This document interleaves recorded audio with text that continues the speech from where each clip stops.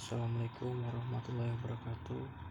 Perkenalkan, nama saya Zaki Akbar Juber, NPM 1740302005. Saya sini akan membahas tentang metodologi penelitian. Langsung saja ke pengertiannya. Kita membahas tentang pengertian metodologi penelitian. Metodologi penelitian berasal dari kata metode, yang artinya cara yang tepat untuk melakukan sesuatu, dan logos yang artinya ilmu atau pengetahuan. Jadi metodologi artinya cara melakukan sesuatu dengan menggunakan pikiran secara saksama untuk mencapai suatu tujuan, sedangkan penelitian adalah suatu kegiatan untuk mencari atau mencatat, dan merumuskan dan menganalisis sampai menyusun laporan. Tentang istilah penelitian, banyak para sarjana maupun peneliti yang mengemukakan pendapatnya seperti yang pertama ada David H. Penny. Penelitian adalah pemikiran yang sistematis mengenai berbagai jenis masalah pemecahan yang memerlukan pengumpulan dan penafsiran fakta-fakta. Yang kedua adalah dari J. Supratno, M.A. Penelitian ialah penyelidikan dari suatu bidang ilmu pengetahuan yang dijelaskan untuk memperoleh fakta-fakta atau prinsip dengan sabar, hati-hati, serta sistematis. Yang ketiga adalah dari Sutrisno Hadi, M.A. Sesuai dengan tujuannya, penelitian dapat didefinisikan sebagai usaha untuk menemukan atau mengembangkan atau menguji kebenaran suatu pengetahuan. Yang keempat adalah Muhammad Ali. Penelitian adalah suatu cara untuk memahami sesuatu dengan melakukan penyelidikan atau memulai usaha mencari bukti-bukti yang muncul sehubungan dengan masalah itu, yang dilakukan secara hati-hati sekali sehingga diperoleh pemecahannya. Yang selanjutnya adalah perkembangan metodologi penelitian. Perkembangan metode penelitian ilmu pengetahuan memiliki sifat utama, yaitu tersusun secara sistematis dan runtut dengan menggunakan metode ilmiah, karena sementara menganggapnya perlu memiliki sikap ilmiah untuk menyusun ilmu pengetahuan tersebut, atau dengan kata lain, ilmu pengetahuan memiliki 3 sifat utama, yaitu sikap ilmiah, metode ilmiah, dan 3 tersusun secara sistematis dan runtut. Sikap ilmiah menuntut orang untuk berpikir dengan sikap tertentu. Dari sikap tersebut orang dituntut dengan cara tertentu untuk menghasilkan ilmu pengetahuan selanjutnya dengan cara metode ilmiah. Jadi dengan sikap ilmiah dan metode ilmiah diharapkan dapat disusun pengetahuan dengan sistematis dan runtut. Periode perkembangan metode penelitian. Periode perkembangan metode penelitian yang dikemukakan oleh Rummel yang dikutip oleh Profesor Sutrisno Hadi, M.A. digolongkan sebagai berikut. Yang pertama ada periode trial dan error. Dalam periode ini diisyaratkan bahwa pengetahuan masih dalam keadaan embryonal. Nah, dalam periode ini orang itu masih banyak, atau orang-orang serta ilmuwan yang pengetahuannya dengan cara mencoba-coba berulang kali sampai dijumpai suatu pemecahan masalah yang dianggap memuaskan. Itu periode trial dan error. Sedangkan yang kedua adalah periode authority and transition. Pada periode ini ilmu pengetahuan didasarkan atas pendapatan para pemimpin atau pengusaha waktu itu. Pendapatan ini dijadikan ajaran yang harus diikuti, begitu pula rakyat-rakyatnya, dan mereka harus menerima bahwa ajaran tersebut benar karena tradisi dipercaya sebagai hal yang benar, sehingga pada zaman itu harus orang-orang yang tertinggi yang dipercaya benar. Yang ketiga adalah periode speculation and argumentation. Pada periode ini ajaran atau doktrin pada pemimpin atau penguasa serta tradisi yang bercakal dalam kehidupan masyarakat untuk menggunakan dialektika untuk mengadakan diskusi dan memecahkan masalah untuk memperoleh kebenaran. Dengan kata lain, masyarakat mulai membentuk kelompok-kelompok spekulasi untuk memperoleh kebenaran yang menggunakan argumen-argumen. Masing-masing kelompok spekulasi dan argumen dalam memperoleh kebenaran. Oleh sebab itu, saat ini orang terlalu mendewakan akal dan kepandaian sifat lidahnya yang kadang-kadang dibutakan supaya tampak masuk akal. Dikutip dari Narbuko, Dr. Khalid dan Dr. Haji Abu Ahmed tahun 2012. Selanjutnya dari desain penelitian. Nah, di dalam desain penelitian ini atau rancangan penelitian pada dasarnya adalah strategi untuk memperoleh data yang digunakan untuk menguji hipotesa, meliputi penentukan pemilihan subjek dari informasi atau data yang diperoleh, teknik yang digunakan untuk mengumpulkan data, dan prosedur yang ditempuh untuk pengumpulan data serta pelaku yang diselenggarakan khusus untuk penelitian eksperimen. Desain penelitian ditetapkan dengan cara mengacu pada hipotesis yang dibangun. Pemilihan desain yang tepat dan diperlukannya untuk menjamin pembuktian hipotesis secara tepat pula, dan bahasa ini jenis-jenis rancangan penelitian dikelompokkan dengan mengacu pada dalam mengacu pada buku Arikunto dari bukunya Prosedur Penelitian Suatu Pendekatan Praktik. Itu referensi dari bukunya Arikunto. Yang selanjutnya adalah jenis desain penelitian. Nah, sini ada beberapa pengelompokan desain penelitian. Yang pertama adalah berdasarkan dari sudut pandang untuk melakukan penelitian. Yang pertama ada jenis-jenisnya yang dapat dikelompokkan sebagai berikut. Yang pertama adalah menurut teknik pengambilan sampel. Ada 3 jenis teknik pengambilan sampel. Yang pertama adalah penelitian terhadap populasi, yang kedua penelitian terhadap sampel, yang ketiga adalah studi khusus. Yang kedua adalah menurut timbulnya variabel. Yang pertama adalah penelitian non eksperimental dan penelitian deskriptif. Yang selanjutnya ada survei. Yang selanjutnya studi kasus, penelitian kausal kooperatif, penelitian retrospektif, penelitian prospektif. Yang selanjutnya penelitian korelasional serta penelitian historis dengan filsafat. Selanjutnya ada penelitian eksperimental, yang dimana penelitian pra-eksperimental yaitu pasca atau satu kelompok. Yang kedua adalah prates dan pasca tes satu kelompok.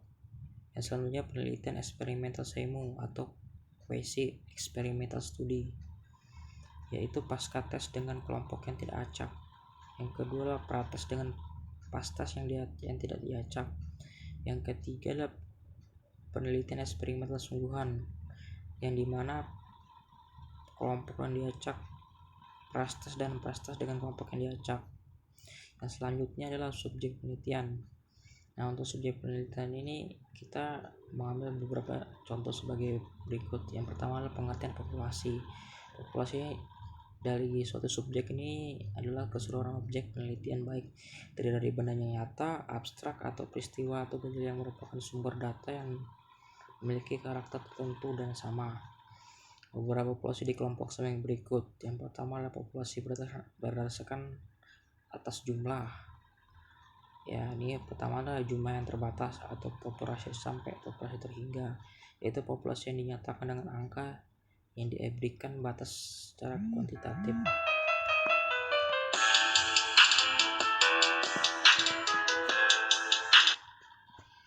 Yang selanjutnya adalah populasi terbatas atau populasi yang dinyatakan dengan angka diberikan batasan secara kuantitatif. Contohnya adalah pemerintahan membangun 50.000 RSS rumah sakit, terbatasnya itu 500.000, karakternya sama tapi tertentu, atau jadi rumah sakit. Yang kedua adalah populasi tak terbatas, populasi yang tak terhingga, yaitu populasi yang tidak dapat ditentukan batas-batas secara kuantitatif apabila diminta keterangan lebih lanjut tentang jumlah yang tidak dapat menjawab saat itu. Walaupun demikian tetap mempunyai karakter yang sama tentu. Contoh, pemerintah berusaha memenuhi kebutuhan perumahan pegawai golongan 2 dan dijangkau dengan tipe RSS tak terbatas. Berapa jumlah pegawai tersebut, karakternya sama tapi sama dan tertentu seperti RRS. Yang selanjutnya adalah pengumpulan data, yang dimana metode pengumpulan data adalah cara yang digunakan untuk peneliti dalam mengumpulkan data penelitian. Contoh variasi metode lain ialah angket, wawancara, pengamatan, atau observasi. Selanjutnya adalah melakukan tes serta dokumentasi. Instrumental pengumpulan data serta alat fasilitas digunakan oleh peneliti untuk mengumpulkan data agar pekerjaan lebih mudah dan hasilnya baik.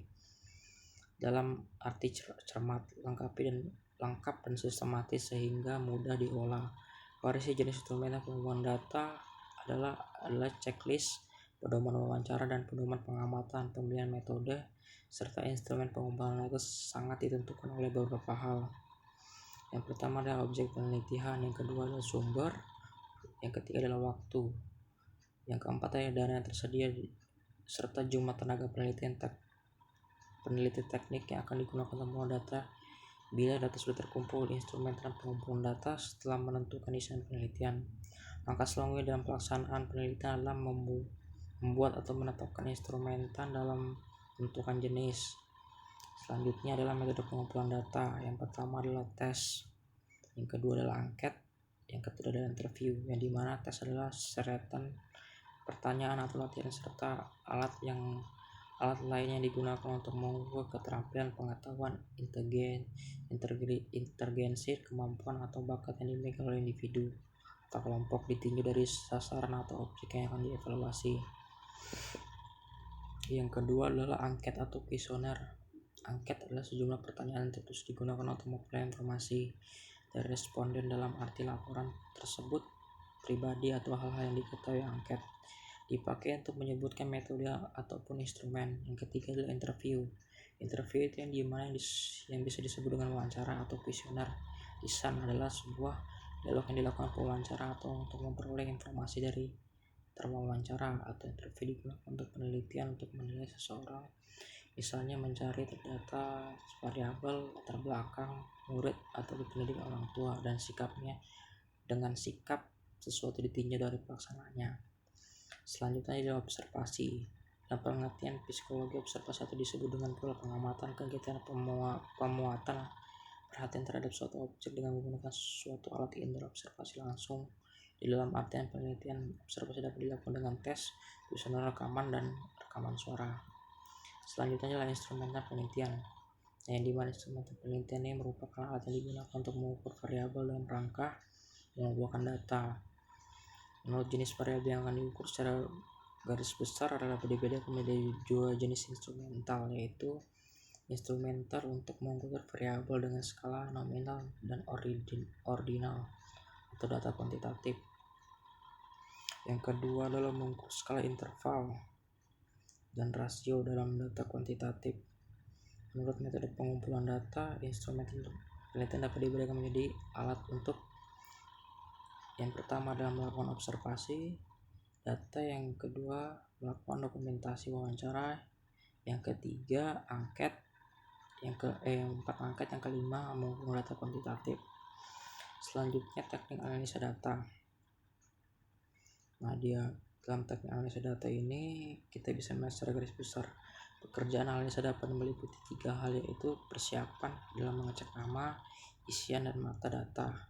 Yang kedua adalah tabulasi, memberikan skor, memberikan kode, mengubah jenis data, coding dalam coding form. Yang ketiga adalah penerapan data sesuai pendekatan atau penelitian.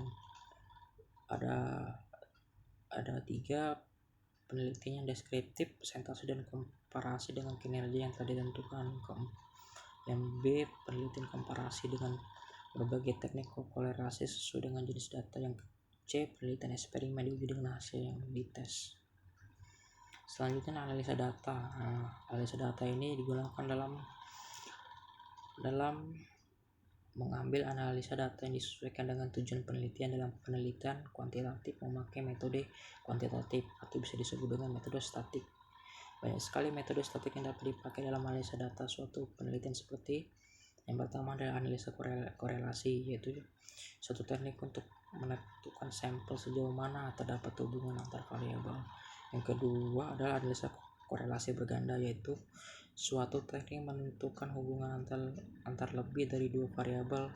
Analisis korelasi parsial, yaitu teknik untuk menentukan di mana antara berbagai variabel independen yang mempunyai pengaruh terhadap variabel dependen, dengan catatan apabila diketahui memang ada hubungannya antar variabel tersebut atau 2 variabel. Dan ini adalah sumber dari yang saya bahas. Yang pertama dari sumber Arbuckle College dan Abu Ahmed tahun 2012. Sekian dari presentasi yang saya bawakan. Maaf jika saya masih banyak kekurangan. Billahi taufiq wal hidayah. Wassalamualaikum warahmatullahi wabarakatuh.